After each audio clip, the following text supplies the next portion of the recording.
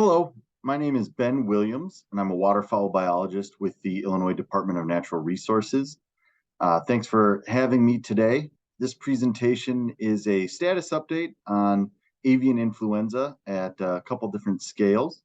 I'll give a brief overview of avian influenza, discuss how things are kind of looking at the continental level in North America, highlight the status in Illinois, and then review some of the current response and outlook as we move into spring of 2023. But before I get too far, I just want to put out this disclaimer that I am not a disease biologist or a virologist or an epidemiologist or a veterinarian or any of those things. I don't really have any formal training in wildlife disease, but I picked up a few things along the way.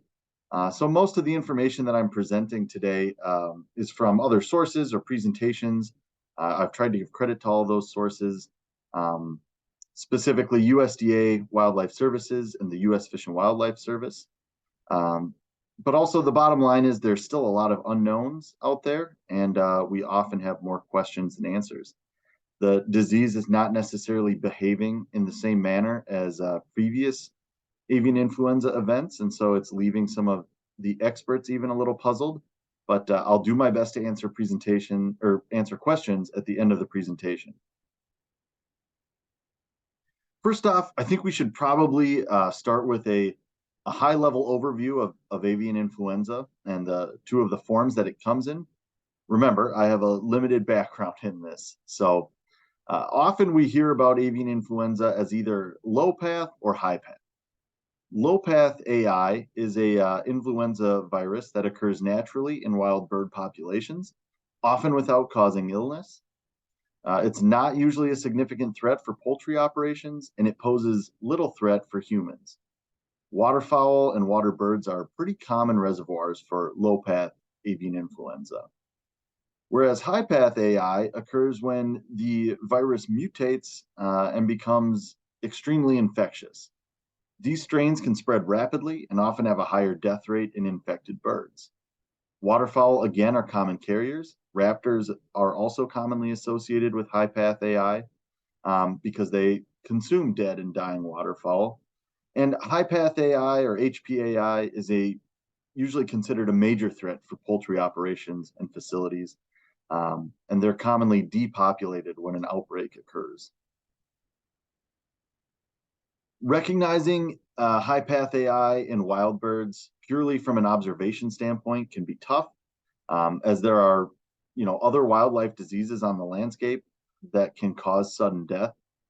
Some of the clinical signs, though, include lethargy, loss of motor skills, signs of neurological issues like head shaking or confusion. But typically, it's best to wait for actual testing before you make any definitive statements. Domestic birds are maybe a little bit easier because they're easier to observe.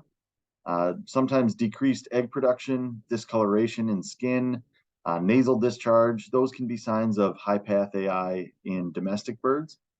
And again, sudden death of a large number of birds is also a pretty good indicator of high path AI. And also that's the best way to get suitable samples for testing. Labs typically want fresh samples that are in good condition. So a lot of times it's not until you get a high or a large die-off event that you can even get those samples that are good for testing. A couple of historical high path outbreaks in the U.S. Over the past 10 years.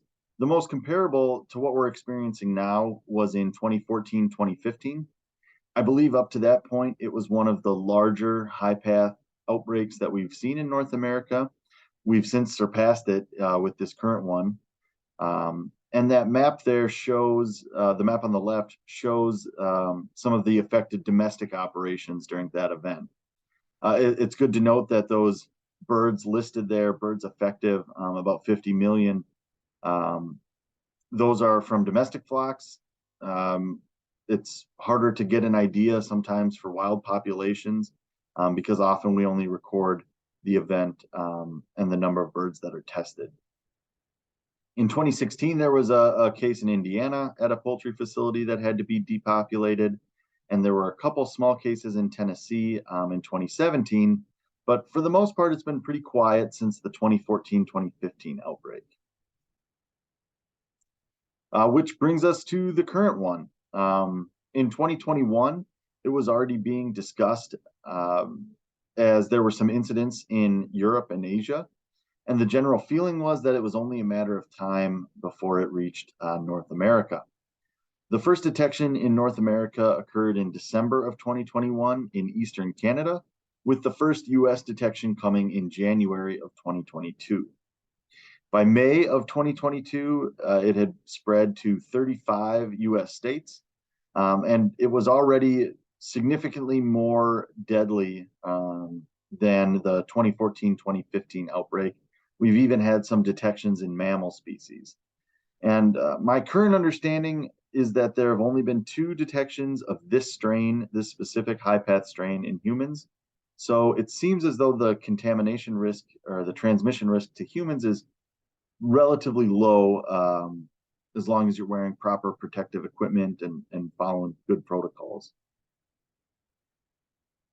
Whispers is a disease event partnership that allows users to track different detections among different agencies and states within the US.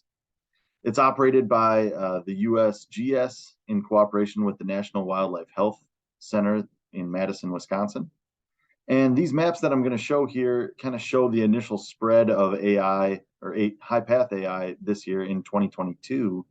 I pulled these from the Whispers database, and you can see here this first one is December of 21 to January, February, March, and April.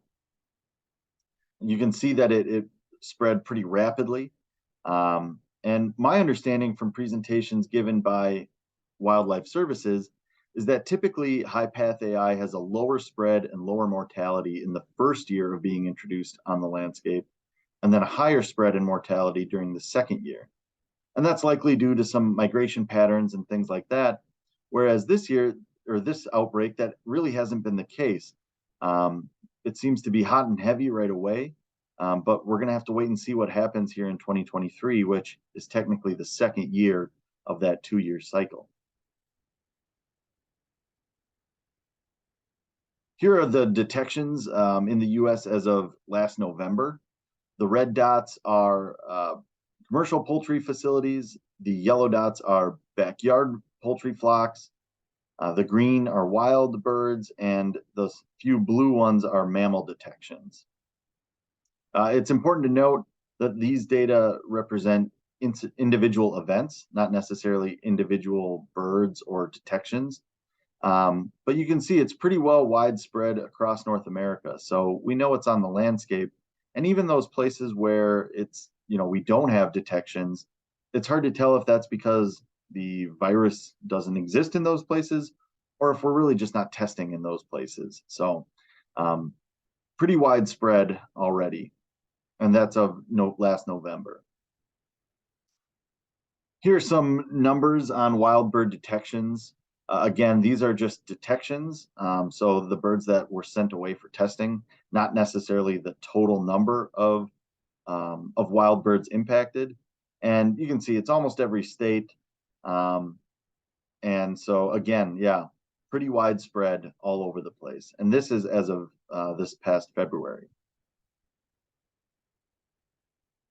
Continuing to look at the spread in North America, here are some maps showing domestic poultry operations. The map on the left there is commercial flocks, and the map on the right are the backyard flocks by state.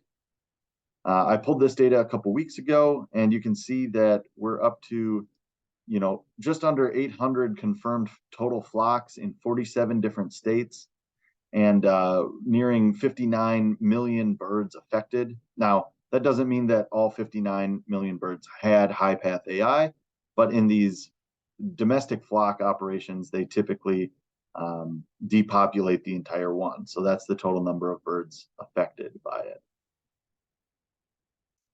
These two maps are similar here. The map on the left is all flocks during the outbreak, so that's combined commercial and backyard. and the map on the right shows just the total number of birds affected by state. Again, these are all domestic poultry operations. So while Minnesota's had the most flocks affected, Iowa has had to depopulate the most number of birds. And when you look at the numbers here at the top, it shows potentially a decline the past few months. It's hard to tell if that's actually happening, or if wild birds are a potential cause of spread of this. Birds have been wintering and haven't we were between kind of two of the major migrations during that time period. So it'll be interesting to see as spring migration ramps up what happens in some of these poultry facilities as well. Okay, zooming in a little bit on Illinois, you can see we've got around 15 or so counties where high path has been detected in wild birds, and the species include a lot of different types of waterfowl, bald eagles, owls, turkey vultures, etc. So far, we've had 6 backyard flocks and 1 commercial flock affected in the state. And since this symposium is specific to Emiquon, it should be noted that last March, there were 4 dead snow geese samples collected on Emiquon. All 4 came back positive for H5N1, this new strain of high path AI. Snow geese are specifically vulnerable to high path AI since they gather in such large flocks. And due to the importance that Emiquon plays for migrating birds, it's really not surprising that there was a detection there with all of the different birds gathered on Emiquon. I would have been surprised if we didn't have one there. That said, our largest outbreak so far in Illinois was up in Cook County at Baker's Lake Forest Preserve. There were, it sounds like, several mortalities, and the mortalities continued for a couple weeks before IDNR and Wildlife Services were notified of it. Ultimately, there were just under 1,000 dead water birds at Baker's Lake by the time it was all done, and Wildlife Services conducted a cleanup. And 13 double-crested cormorants were tested positive for H5N1. I'm not positive how many total birds were collected for testing, but 13 came back positive. So yeah, that was our largest event so far last April and May. So what can be done about it? Right now, there is some limitations to the testing for high path AI. The National Wildlife Health Center and some of the other cooperating labs only have a certain amount of capacity to test samples for high path.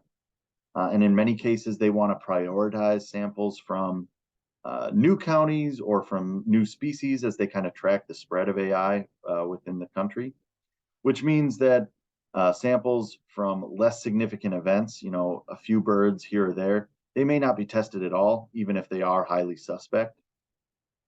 And right now, the current focus, according to Wildlife Services, is on sampling live dabbling ducks, as they have a higher cost benefit ratio in terms of documenting the spread of high path AI.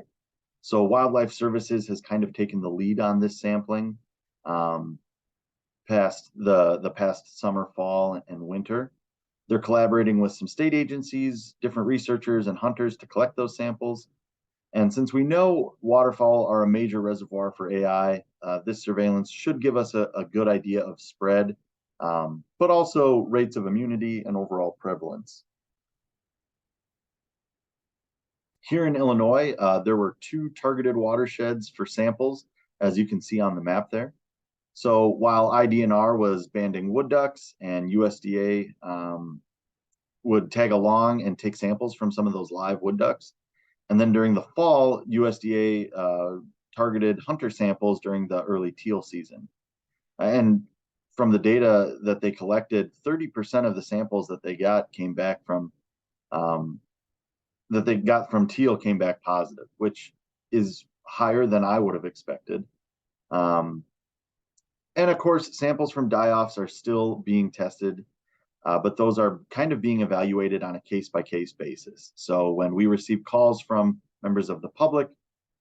We have to assess those events and determine if it's a response is warranted in terms of either cleanup or collecting samples and trying to get documentation on that. And so when we do have cleanup or we are instructing members of the public to complete some cleanup, we want to make sure everybody is being safe, even though there have been, very few transmissions to humans. IDNR and Wildlife Services don't always have the staff or the capacity to respond to some of these smaller events. And so we worked with Wildlife Services and the National Wildlife Health Center to kind of determine in what scenarios testing is necessary or should be done. And then we worked with the Illinois Department of Public Health to provide messaging to individuals dealing with dead birds on their own properties. If we can't get out there or we're not able to help or assist with any sort of cleanup, we want to make sure that they have the correct information to do cleanup on their own properties by themselves. And a lot of that information comes down to recommendations for personal protective equipment, PPE, making sure people are, using proper hygiene and, disposal methods, all of that sort of thing. And then Illinois DNR also revamped some of our own protocol for when we're banding Canada geese, wood ducks, mourning doves. We don't want to be the cause of spread across the landscape. And so we've tried to incorporate some disinfecting protocol between our sites. And we want to make sure we keep our own selves safe with taking proper PPE into consideration as well. And so what should we expect moving from year 1 to year 2? These are just some notes that I jotted down at the latest meeting of the Mississippi Flyway Council Technical Section. As I mentioned earlier, the outbreak has not really followed the typical timeline of the other outbreaks that we've seen in the past. So theoretically, year 2 should be worse than year 1, but so far in 2023, that's really not what we've been seeing. Additionally, folks are theorizing that it's possible for some higher immunity rates in 2023 that would lead to lower expected mortality. Early on, we're seeing that with snow geese. We're not seeing as many die-offs as you might expect based on previous outbreaks. So that's encouraging, I suppose. Also, some work in Canada has found that there's some high survivability among mallards that they were testing, especially during some of the banding efforts up there.